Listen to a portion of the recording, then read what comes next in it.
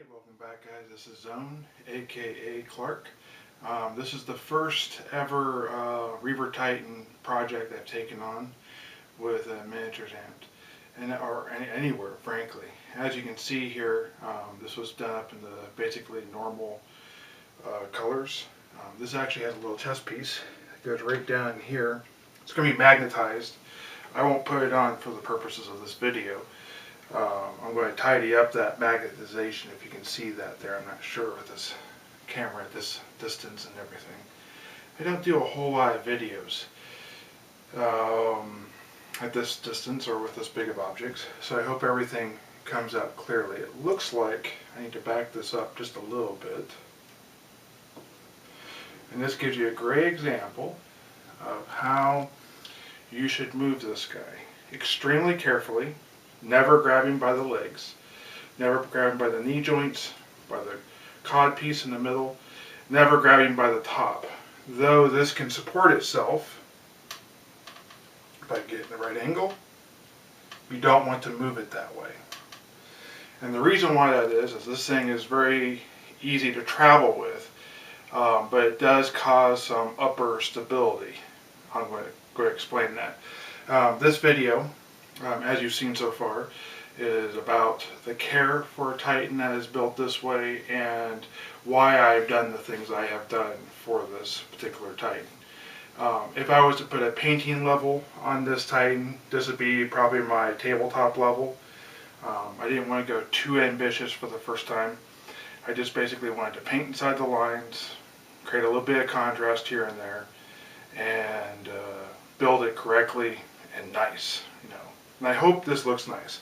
Some of the things we've done with this one that make it a more complex build versus the complex painting would be that this front leg here, as you can see, is actually raised off the ground. I've done a little oil spill below it, which is kind of cool. I've also created it so that the arms can move. So you have rotation of fire in both arms. Excuse me. This here, of course, is not locked in, so it can be moved. And then it actually comes completely apart.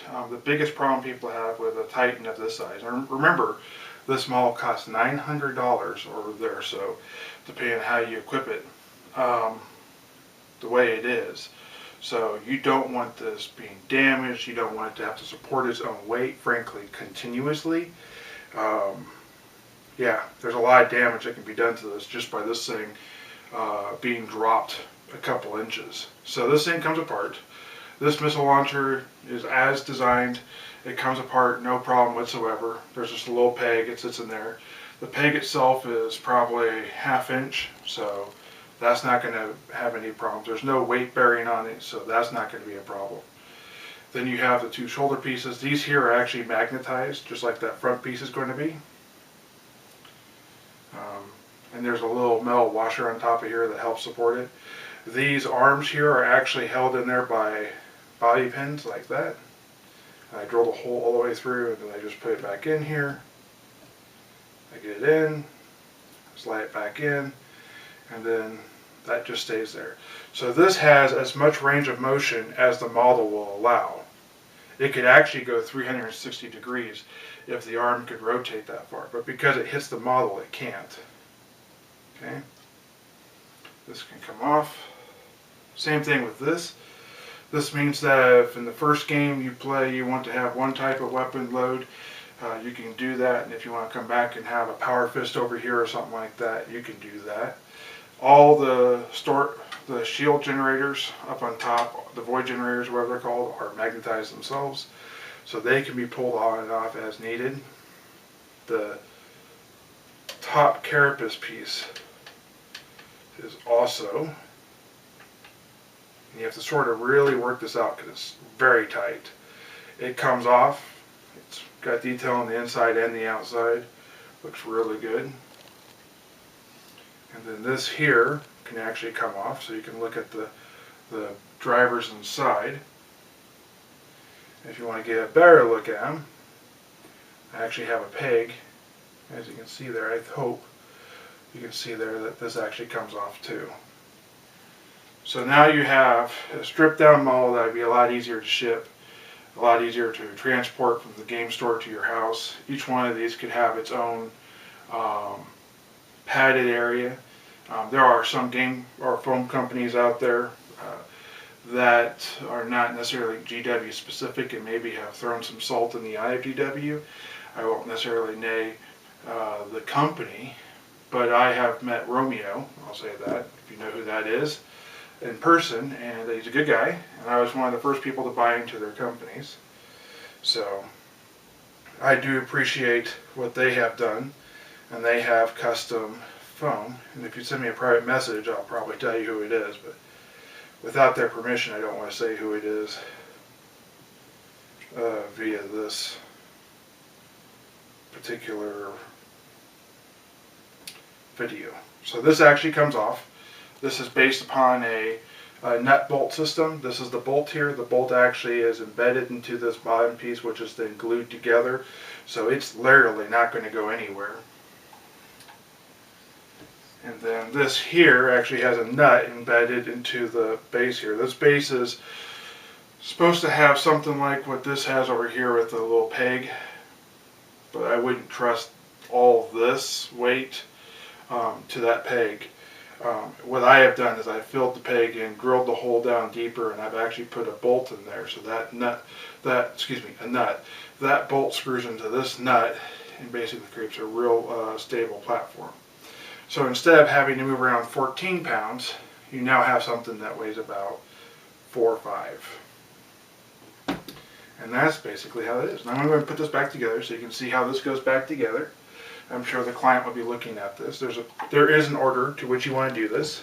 You just basically want to get that started, get it in the hole, turn it. Now this would be the deluxe build for this model. I can build it however you want if you don't want all the toys. Also, by the way, I don't know if I mentioned this, this whole model can turn like that and all the guns will be facing this way or that way or whatever. I just forgot to mention that. So let me go ahead and put the cockpit back on. Before I put the cockpit on, I want to put the top onto the cockpit.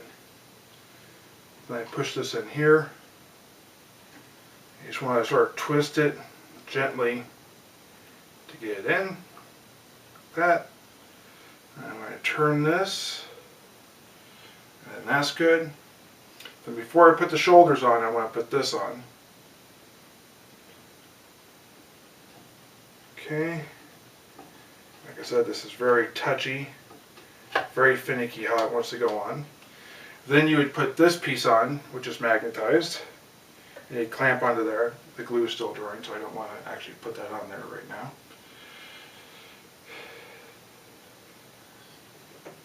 And you go ahead and put this here. Now I can, if you want, I can make it so this gun can be on either arm.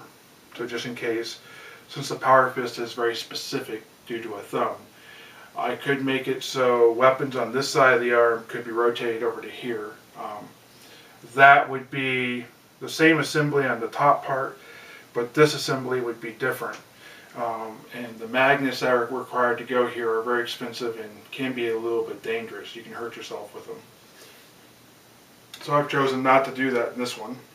I specifically asked the client if he ever had any plans to get future weapons, and he told me no. So if he does, then I guess we're stuck at an impasse unless he wants me to do some major corrective surgery, I guess you could say. Alright.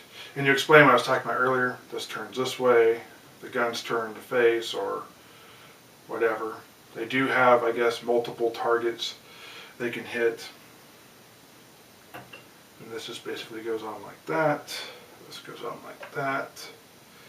And you can do the shoulder pads or the missile launcher in any order. There's nothing specific about that. And then you have this. And that's that.